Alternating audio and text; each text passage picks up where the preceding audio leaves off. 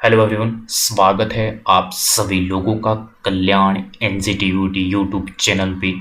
आज हम इस वीडियो के माध्यम से अवमूल्यन यानी कि डेप्रिसिएशन, जिसे ही डिवैल्यूएशन भी कहते हैं, तो ये हम आज की इस वीडियो के अंतर्गत जानने और समझने वाले हैं कि डिवैल्यूएशन यानी कि अवमूल्यन होता क्या है और किस तरह से होता है।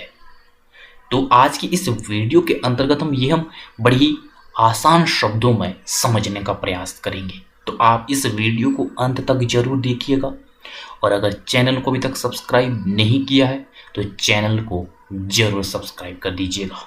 तो चलिए समझते हैं कि अवमूल्यन यानी कि डेप्रिसिएशन या डिवैल्यूएशन ये दरअसल होता क्या है। जब डॉलर के मुकाबले रुपए की कीमत गिर जाए तो उसे हम अवमूल्यन या डिवैल्यूएशन कहते हैं। ये किस तरह से?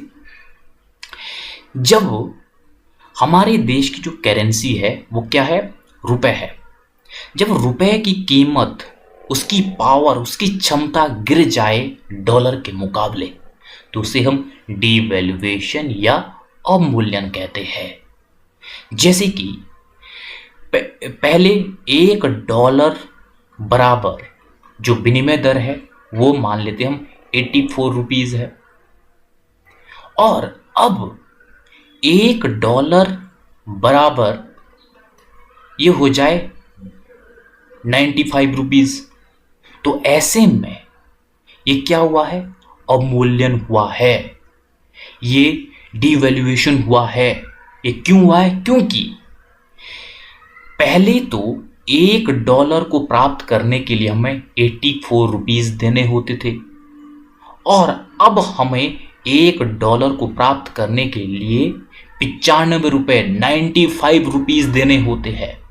तो ऐसे में अब पहले की तुलना में जो हमारे देश की जो करेंसी है, रुपए है, उसकी कीमत में गिरावट आई है, क्योंकि अब हमें $1 को प्राप्त करने के लिए ज़्यादा रुपए देने होते हैं। तो ऐसे में यही अवमूल्यन यानी कि डिवैल्यूएशन है। जब ये डिवैल्यूएशन होता है तो ऐसे में क्या होता है? निर्यात बढ़ जाता है और आयात कम हो जाता है। ये क्यों होता है? क्योंकि जब हमारे अपने देश की जो करेंसी है, उसकी पावर, उसकी क्षमता, उसकी कीमत जब गिर जाएगी तो ऐसे में हमारे देश के जो उत्पादक है वो दूसरे देश में बेचना चाहेंगे वस्तुओं को, वो विदेशी जो मुद्रा है उसको प्राप्त करना चाहेंगे, वो डॉलर को प्राप्त करना चाहेंगे, जिससे उनको अधिक प्रॉफिट होगा, क्योंकि हमारे देश की जो करेंसी है उसकी कीमत, उसकी वैल्यू कम हुई है।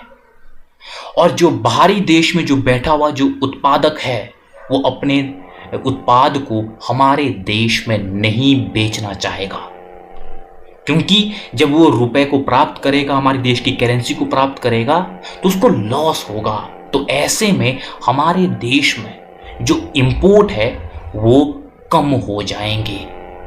तो इस तरह से डिवैल्यूएशन की वजह से, अवमूल्यन की वजह से निर्यात तो बढ़ जाते हैं और आयात कम हो जाते हैं।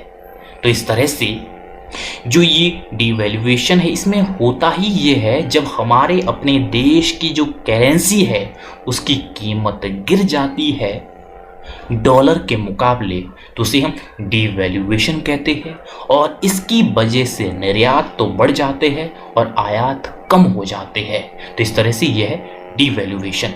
तो आज की इस वीडियो के अंतर्गत हमने अवमूल्यन यानी कि डेप्रिसिएशन, जिसे ही डिवैल्यूएशन भी कहते हैं, इसको जानने और समझने का प्रयास किया है। तो मुझे उम्मीद है कि आपके लिए जो ये आज की वीडियो है, ये वीडियो काफ़ी उपयोगी रही होगी। और अगर चैनल को अभी तक सब्सक्राइब नहीं किया है तो चैनल को जरूर सब्सक्राइब कर दीजिएगा और मुझे दीजिएगा इजाज़त। और आप सभी लोगों का बहुत बहुत शुक्रिया।